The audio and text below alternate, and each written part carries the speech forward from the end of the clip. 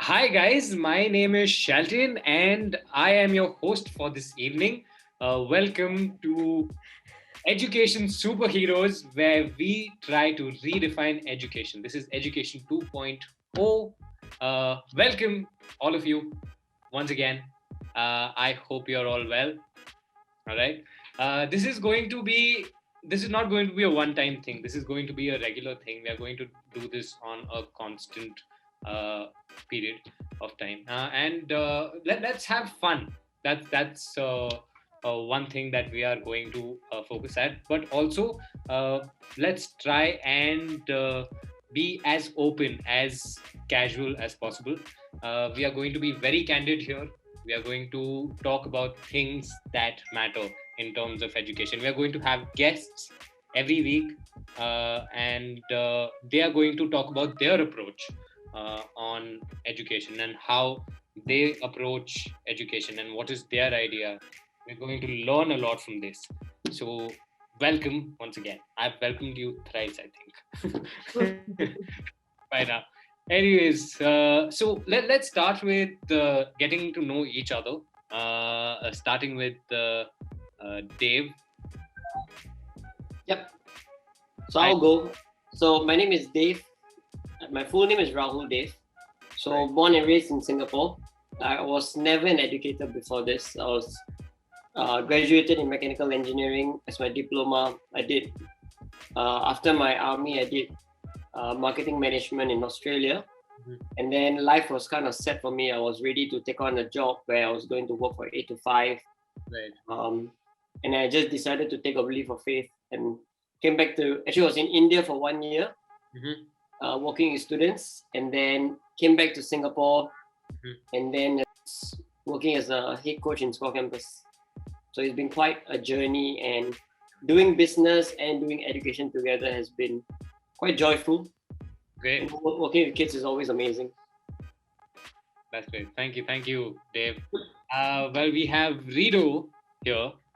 Rido, Hi, can you tell us a little about yourself? hello everyone. My name is Rido. You can call me Rido too. Okay. My long name is so long name. My name is Muhammad Rido Visabilillah Valmet. Whoa, whoa. Wait, say that again. My full name is Muhammad Rido Visabilillah Valmet, but you can call me Rido. Okay. All right. I'm a graphic designer at Score Campus. I'm working with that, and I have no studying at that's position. I'm just doing by myself. I'm just learning it on Google and YouTube. Okay. So yeah, that's Thanks. me, I guess. Thanks, Rido. Let's move on to Ira. Hi, I'm Hi. Ira. I'm from Score Campus and in Score Campus right now. Yeah, I can. This month is actually my full 2 years here. Right. Yes, This month you Um, do in School Campus. this month, yes. Great. Congratulations.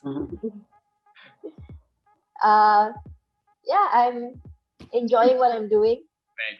learning a lot of things, and we're going to the zoo tomorrow.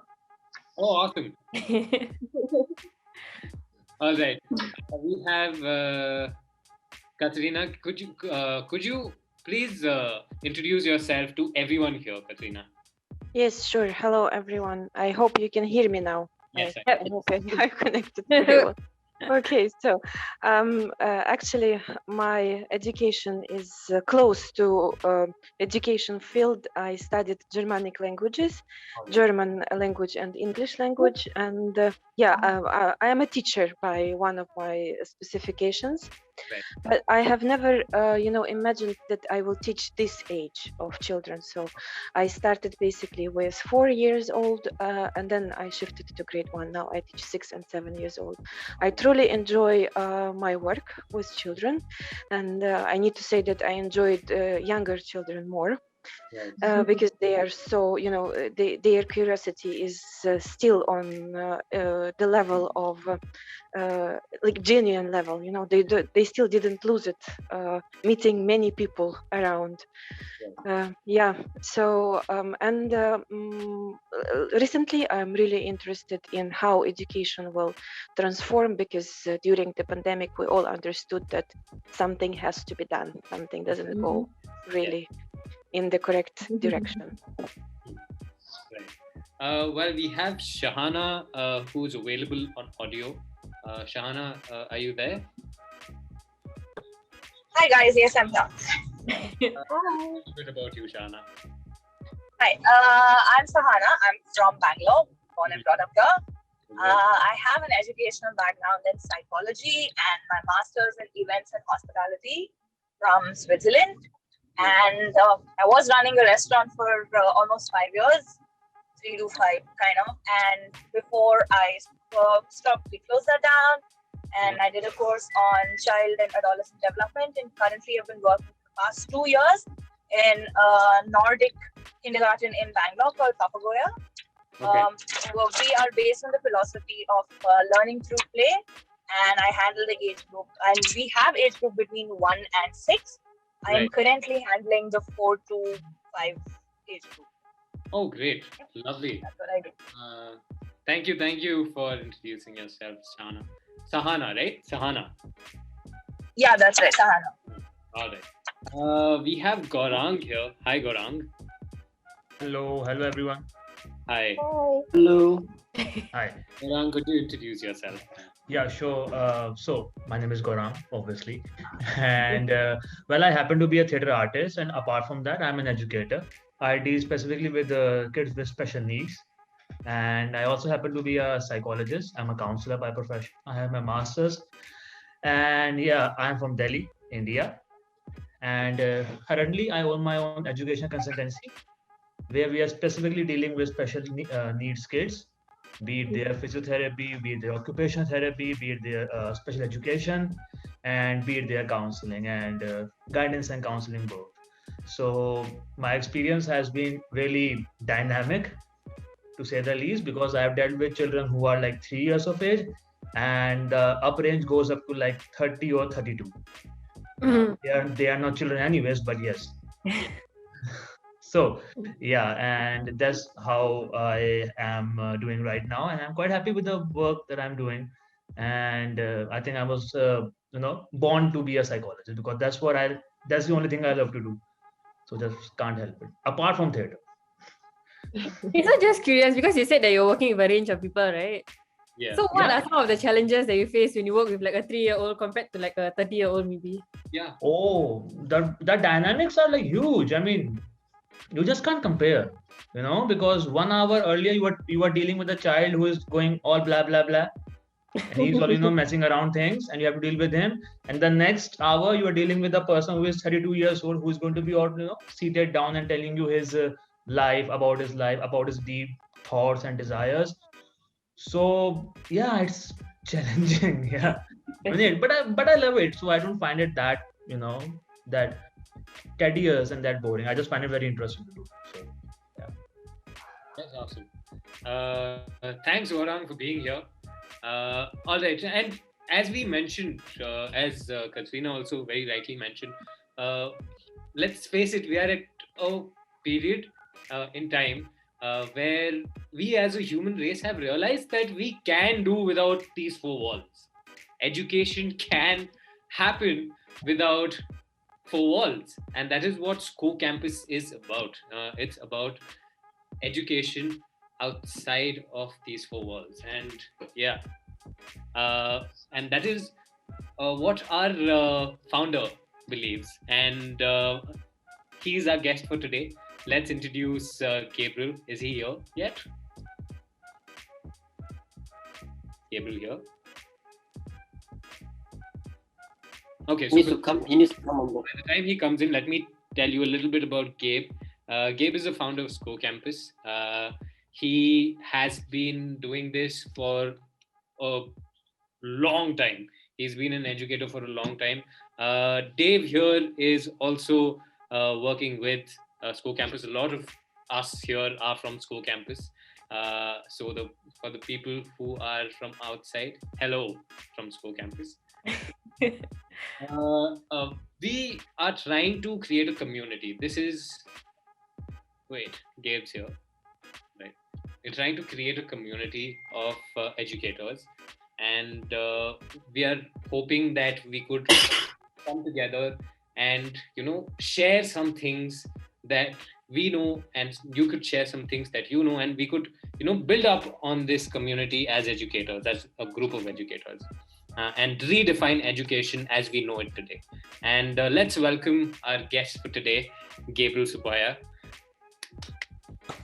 Hi, Gabe. Gabe, can you please introduce yourself? Hi, my name is Gabriel Suppiah. I'm from Singapore. Yeah. I'm the founder of SCORE Campus. I am a learning experience designer. My background is I'm an engineer, and I'm also a corporate leadership coach. And so the past 23 years, I've been doing engineering and corporate coaching. But over the last 7 to 8 years, my heart has brought me into the field of education, where I have made a promise that I will make learning and education a better experience for students, teachers, and parents. All right. Thank you, Gabe.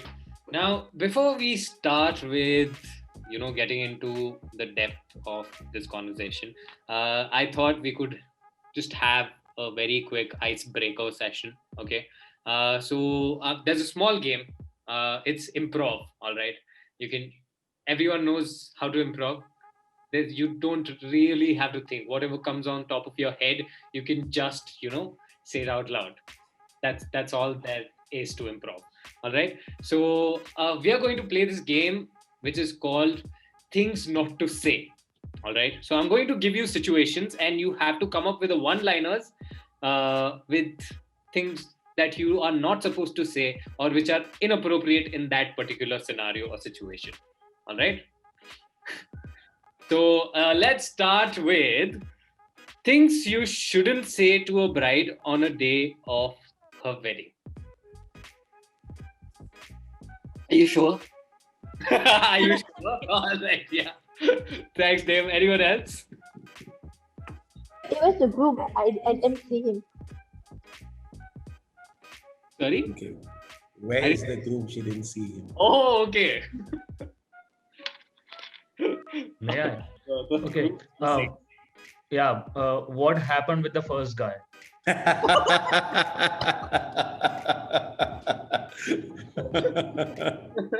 Yeah, great one. Anyone else? Yeah, I'll ask your future husband what will be the future name of your first child. Okay. All right. Okay, moving on to another question. Things you shouldn't say to an artist or painter about their artwork. Are you done yet? Brutal. So what am I supposed to see? That's good. That's nice. But to say, what did you exactly mean by this? What did you exactly? All right, nice. Am I looking at it upside down? All right. Okay. Another one coming to you. Things you shouldn't say to a person who's suffering from depression. You can manage it. You can manage. It's a phase. Look at the bright side of life. You should just go jogging. It'll solve everything.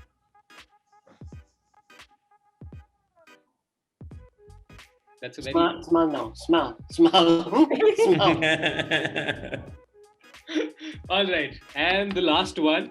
Things you shouldn't say to your school teacher. Why is my child still failing? Are you doing your job? Planning is so easy.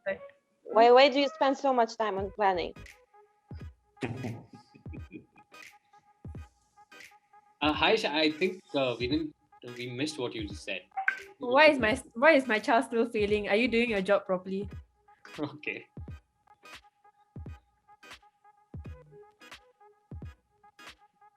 Any more one-liners? Is it really so hard?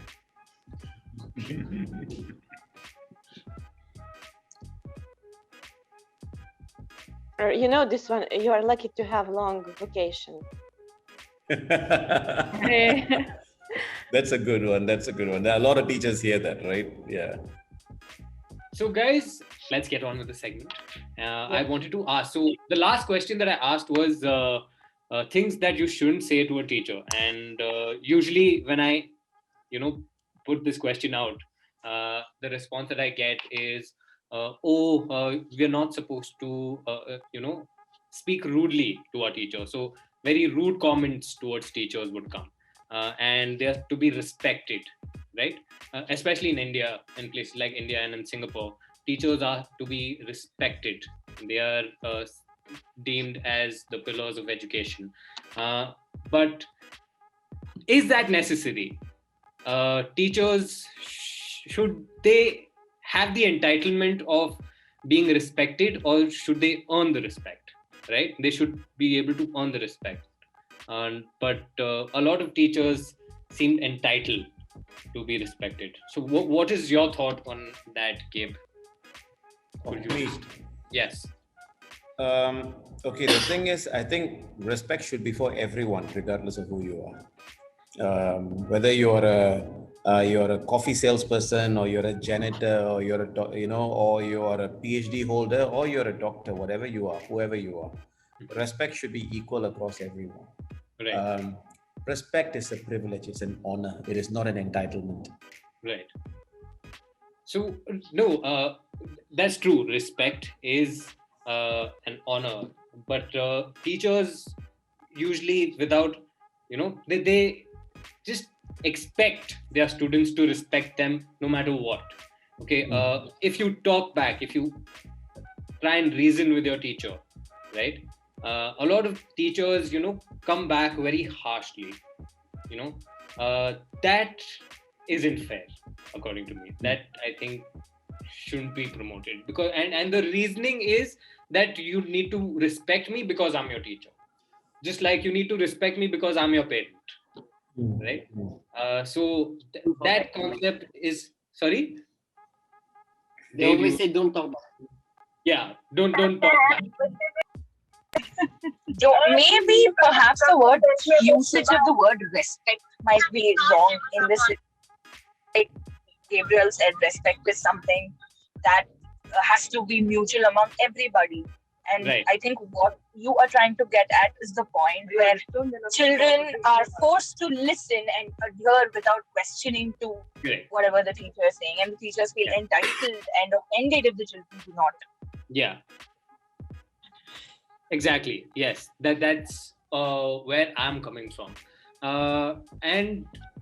So, Gabriel, can you just give us a gist of your journey of how you came to become an educator, and how did School Campus come to be?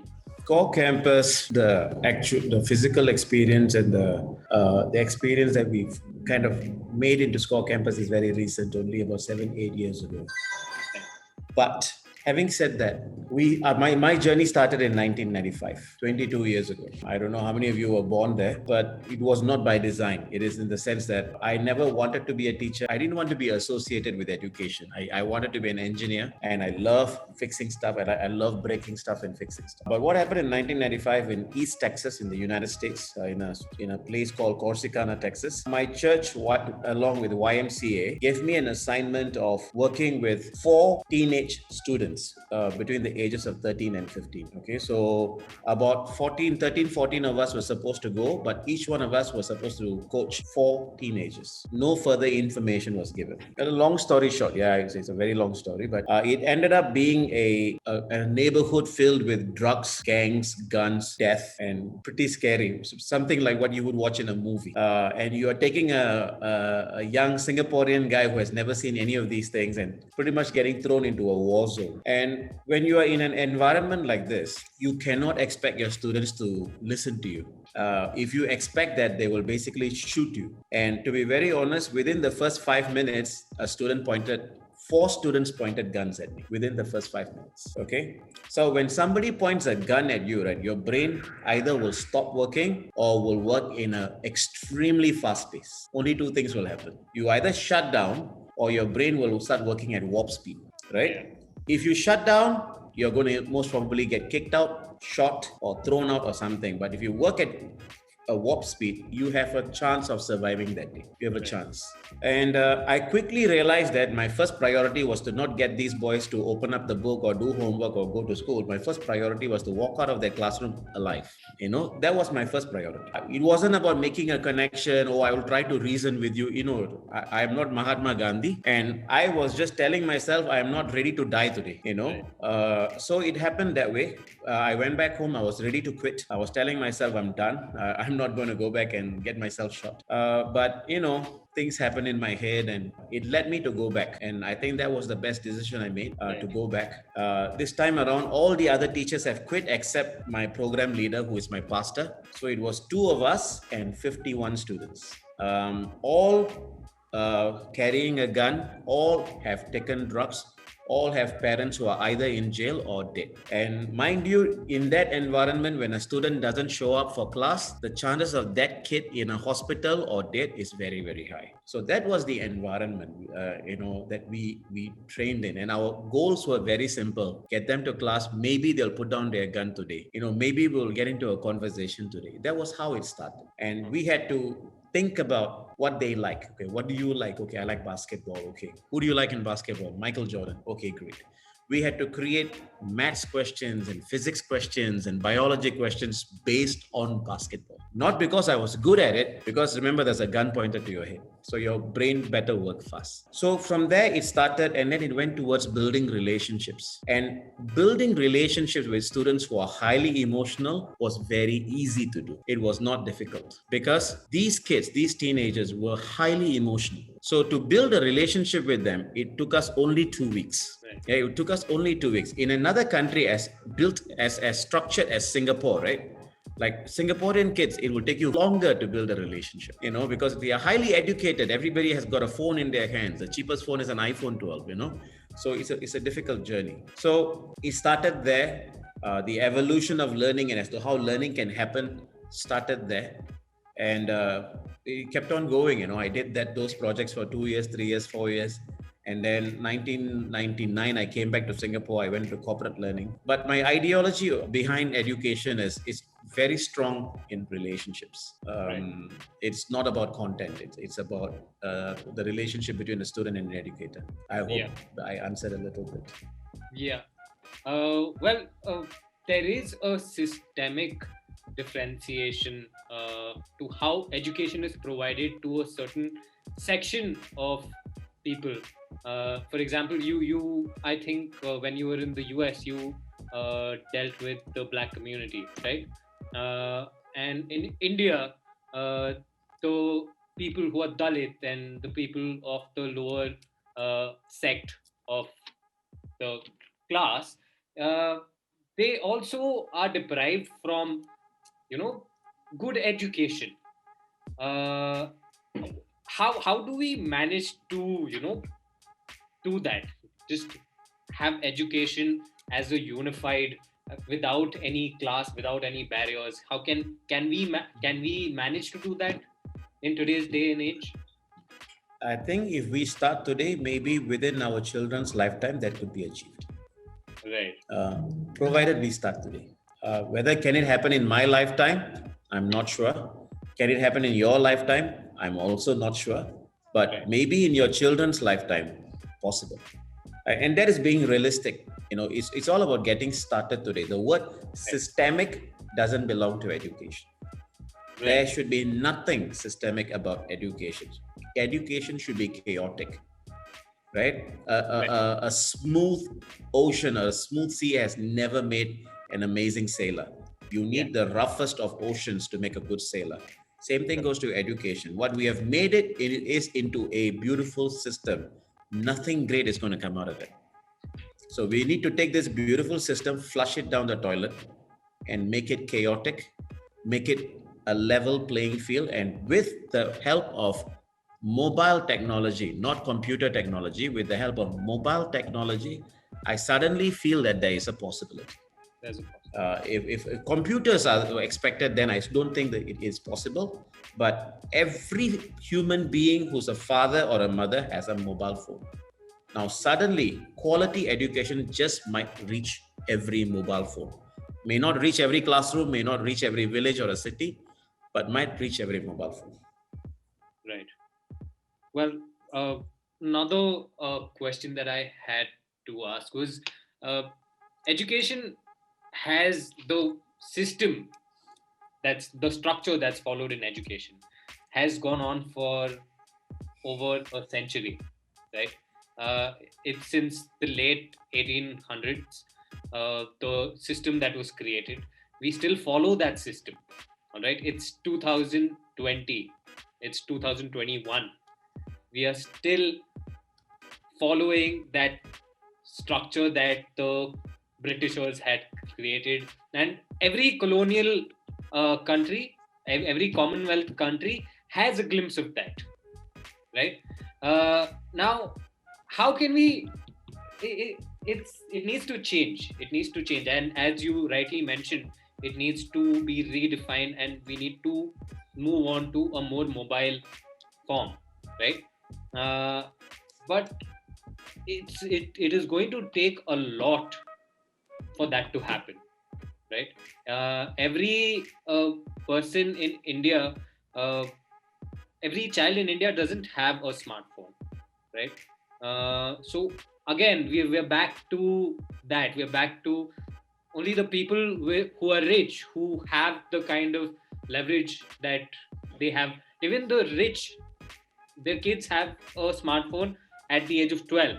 Okay, the rest of them, they can use, their phones that their parents have, but that's it. But they don't have a personal mobile phone. So how do we change? There's still that hierarchy, and we're still not breaking that. So you asked a series of questions within a long question. Sorry. Yeah. The first thing is, I don't know how many of you know this. How many of you know the historical representation of the current education? Does anybody have an idea where it actually came from? Any clue? Is it the prison story? Sorry, the Persian story. Is that what you're talking about? Persian. Yeah. You said prison or Persian? I can't hear you. Prison. Dave. Prison, is it? Yeah, I hear prison. Yeah. It comes from Persian history. Right. Okay. In Persian history, you will realize that to kind of control the population and to guide them towards where they need to go, you need to do this, you need to do that. A kind of a system was created to punish them. If you do this, you will go here. If you do this, you will go there. It started off as a punishment. Right. Okay. Now that system had evolved into education, and until today, we are following that punishment model. To be very honest, it looks like a punishment even today, right? If you go into a class and you ask the teacher to leave and you ask them honestly, how many of you all will leave school today? Everybody will raise their hands. And that's being honest about it, right? Yeah. There are very few educators, maybe some of you are over here, who can turn a classroom into a magical space. Majority of them could not. But that is the history of education. First of all, it is time for us to realize that that system has to be flushed. Right. Not modified, not kind of molded into a better version. It has to be flushed, right? It has to be flushed. Teachers have to be given the magical power of creating things that should not be fixed to a curriculum or a lesson plan. So, but we are not there. We are nowhere close to be there. That one I have to agree. We are not even in the neighborhood of getting there. But it has to start somewhere. Second part is technology. This technology-based education, which started way back in 1990s, when they started talking about every child needs a device, every child needs this, every child needs that. Until today, 2021, 30 years later, has not happened. Right. But the truth is, rich or poor, every family, I won't say every child, every family today has a smartphone. That's true. Or at least 99%. Let's leave out the 1%. Yeah. Right. Everybody seems to have a smartphone. Now, for us educators, we immediately, there has to be a light bulb that goes off in our head and say, is that the new classroom? Right. Can I now level the playing field? Okay. That is a decision we make. It's not a decision the system makes. It is not a decision some correspondent makes from some school. It is not a decision that a principal makes. It's not even a decision that parent makes. If we, and when we really do care for the students that we want to reach out to, it's a decision we make. Now, how do we get it there? Right. You know, and today, because the mobile phone is available, if Harvard chooses to bring an educational content to students from the deepest, darkest places of Africa or Indonesia or India or China, you can. Right. Back in the day, you couldn't, right? You know, back in the day, you couldn't. I don't know whether you all know this. You guys will definitely not know this. I shouldn't even be asking. This so-called technology-based learning is not new. You know, in the 1990s, there was such a thing called VHS. We call it video cassette recorders. Yeah. Okay. Learning was done through video cassette recorders. So lecturers used to have this gigantic video camera in front of them. They'll record their lectures and will send it to the people's houses. So it started way back in the 90s. There's nothing new about this concept we call flip learning, video-based learning.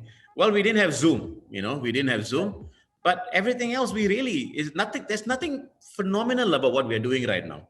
Right now. You know, but it's just, it has evolved and it has been made easy. You don't have to have a tape recorder this big to be sent to somebody else. You can just send it through cloud, right?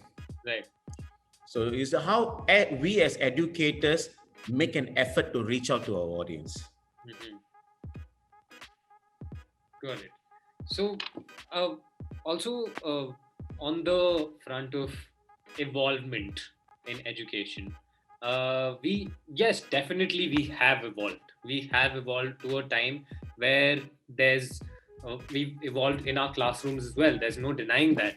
But how much of that evolution or how much of the use of technology is actually effective? Efficiency and effectiveness can only be measured in two ways. Right. Either through examinations, right? Which can be made better. Don't get me wrong. Don't flip out because I use the word examination. The examination process can be a lot better. But the real way of seeing efficiency is years later. Right.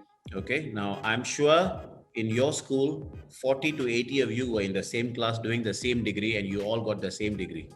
Right. Right. But maybe 10 of them are jobless. 10 of them are getting horrible pay.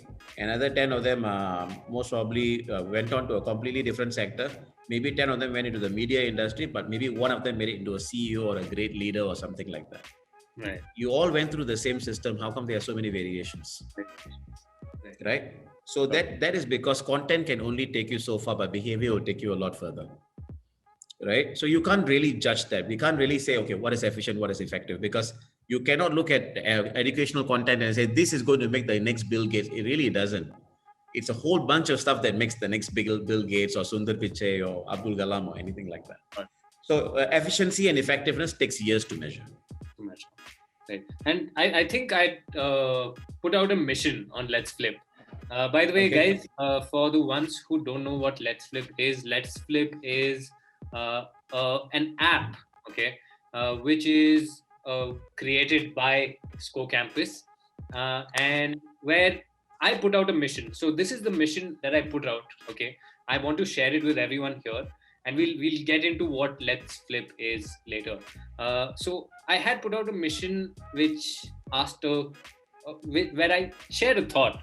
The thought is that Indian institutions, the educational institutions, pay a lot of, there's this installation of an idea, all right, which is, if you don't get good education, you're not getting a good job, right? So education is equal to job is equal to success. That's the formula that's been followed, right? Now, I think that's extremely wrong. But if anyone here thinks otherwise, please do let me know, or give me your opinion on it.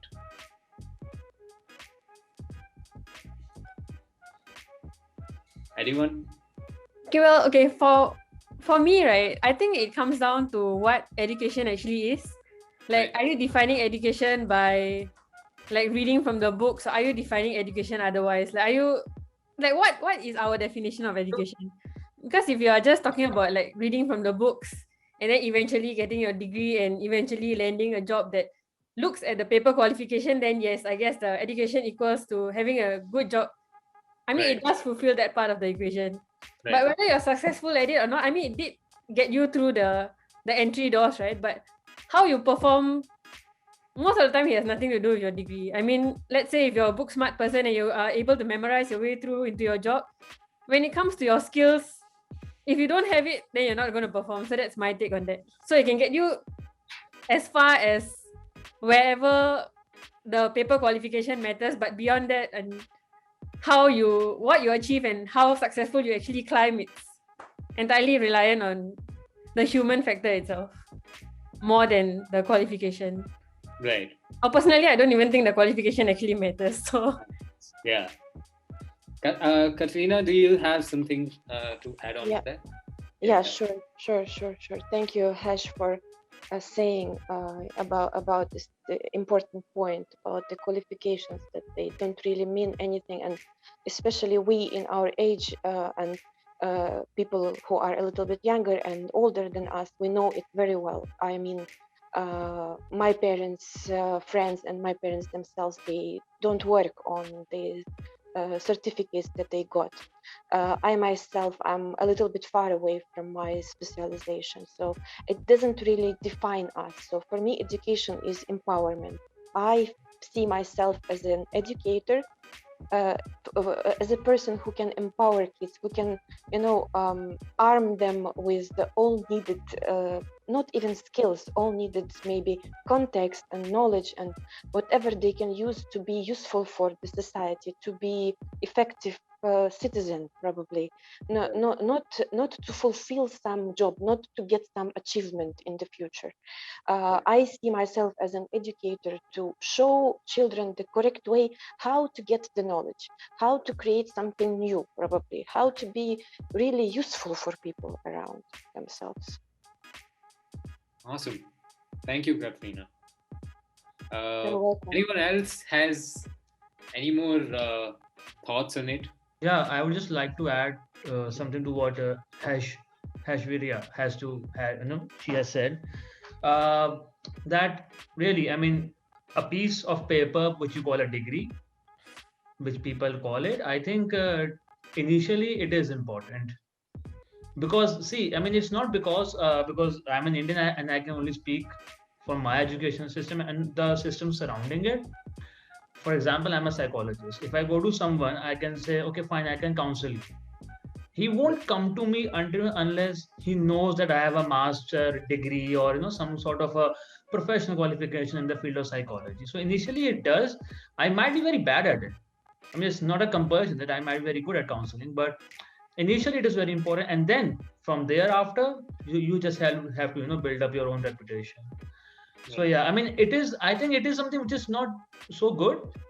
I don't believe in that, but that's just how the whole system of human beings, Yeah, it's just the conditioning, conditioning that we've gone through, that if you don't have a degree, then you are not getting a job and then you're going to be a loser.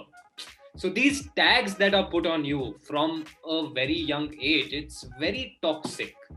Right.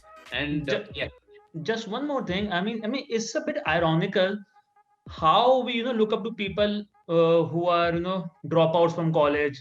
Yeah. Someone I think Steve Jobs was a dropout from college. I'm not too sure about it. Yeah, he was, right? Yeah, he was. And there are many examples like that. Einstein was not interested in studies, leaving physics and maths.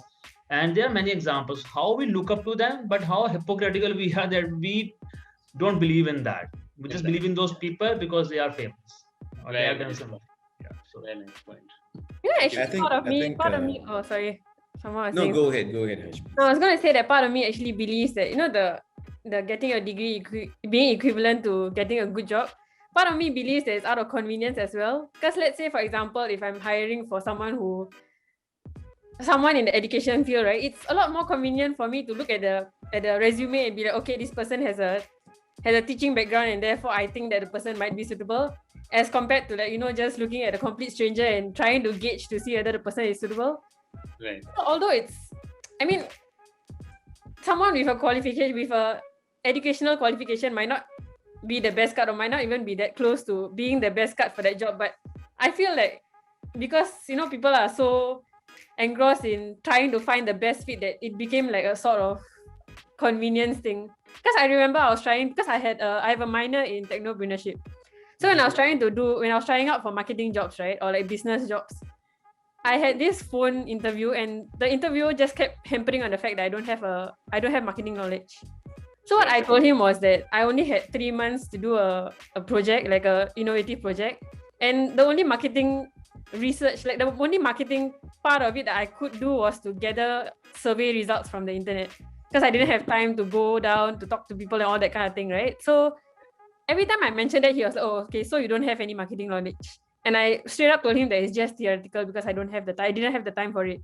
And then he's like, yeah, so you literally don't have any marketing knowledge. Then he was like, okay, I'll get back to you. And the reply never came.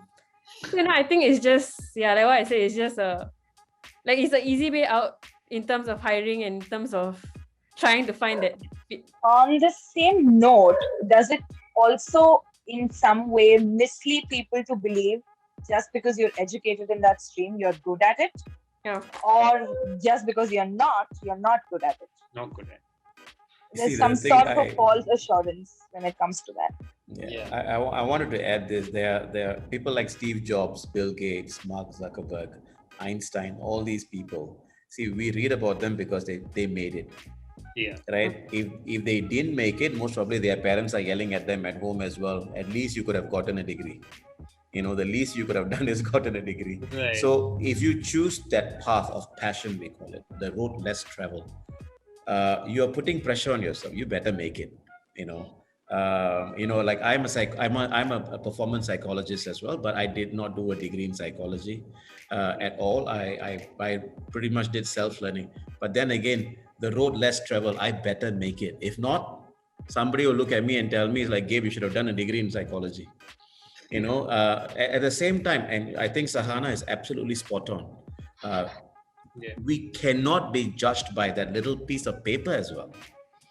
Right? We cannot. It's like, do you know more because you went to Harvard? I mean, how many times have I worked with a Harvard graduate and felt like strangling him or her?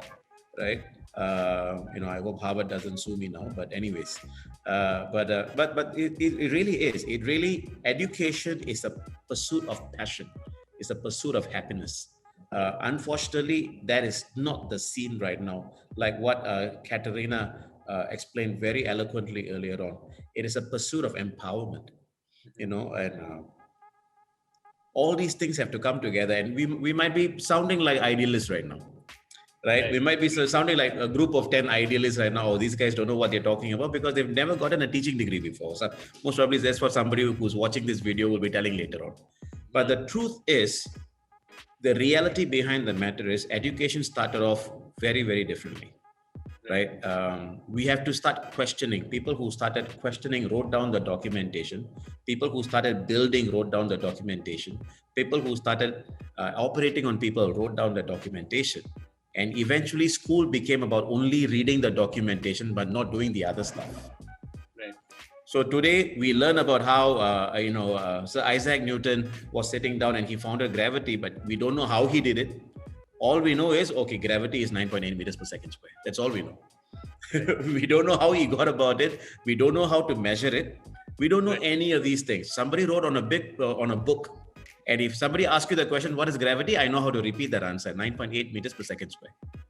Right. So Gabriel, can you prove it? Oh, I don't know because my teacher didn't teach me and that is not part of my degree system. So it becomes like that, it's like, and we have made it the way it is. And now to go back to what it has to be. We are not evolving, we're actually going back to what it has to be. and after you have to take that and you got to bring it forward into the future. It's a tall order. It's a tall order, and people like us, the 10 of us who are here on a beautiful Wednesday night talking about it, we better succeed. We succeed, we got a story to tell. Yeah. Right? We succeed, we got a story to tell from now. If we don't succeed, we are just 10 people who got together and yacked away for 1 hour, and then after that we went back to the same old thing that we do every day, every morning. That's who we are, right? All right. So I think it's almost time, and we have to wrap up. But I would like you guys to check out Let's Flip. It's an app. It's available on Android and on iOS. Go on it. There are couple of missions that you can attempt. You can respond to these missions. You can create your own missions. You can share the thoughts that you have and get opinions from people across the globe. Just go try it out.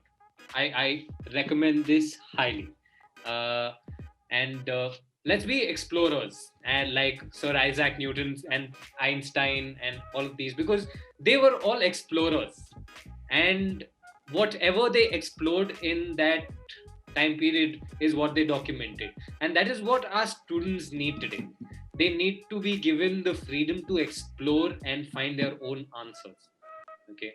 And Let's Flip is a space that does that has the capability for a child to go and explore and find your answers. And this is just a medium through which that is made possible. So congratulations, Gabriel, on building such a beautiful platform. Well done on that.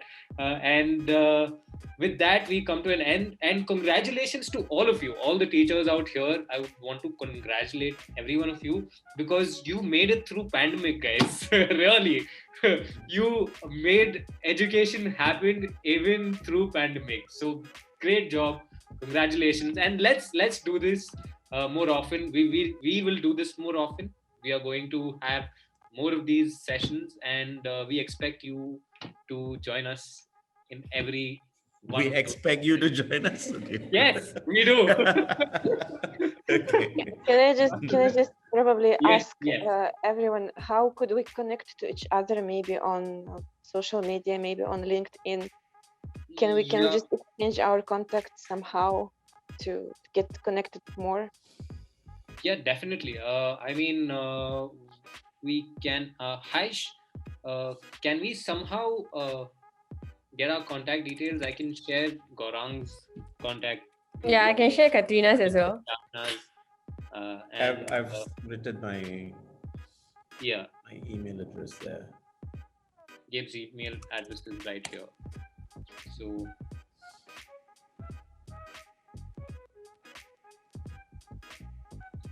we can get in touch somehow, and that's why, Katrina, come the next time also, and we'll have a great conversation again.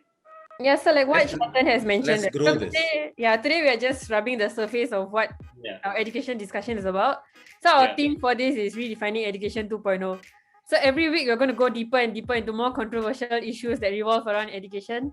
So today we touch on like the stereotypes that revolve around teachers, about the respect thing, about whether education equivalates to getting a good job and all those kind of things, right? So if you do have any friends who are keen, who are working on redefining education, do bring them along onto this platform. Yes. Okay, let's grow this, and let's get more and more.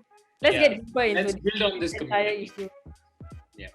Awesome. Or Let's rather, also help each other. not really issues. Let's also cross teach. Let's also help each other as how we can become better educators together. Let's do all those things. Exactly. Together is always better. Collaboration is not easy, but it's always, it's just worth it. Yeah.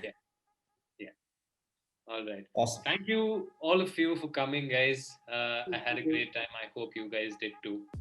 Thank you for the invitation. Thank you, Haish, so much. Thank you, everyone. I'm happy I'm finally meeting you. Yeah, I'm so sorry. Actually, I couldn't make it any earlier. No, because we have been communicating on WhatsApp and LinkedIn for a while, and this is like the first time I'm actually seeing her.